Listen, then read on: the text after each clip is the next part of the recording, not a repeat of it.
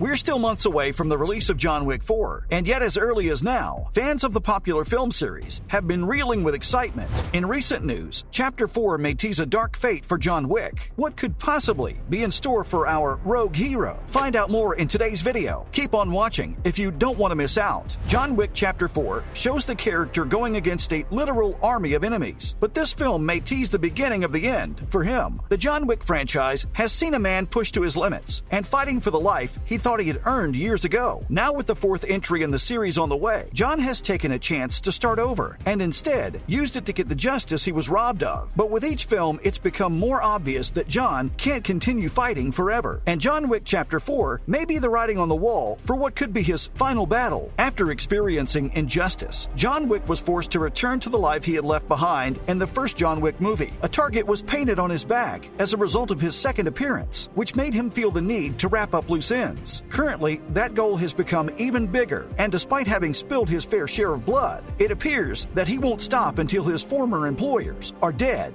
In essence, John is a force that cannot be stopped, but the high table is a stationary item. No matter how many times John has stood back up, though, there is a nagging feeling that it won't continue forever. The latest trailer of John Wick Chapter 4 left the character wondering how his story will conclude. Is there an end to the non-stop running and killing that has plagued John Wick in the last 3 films?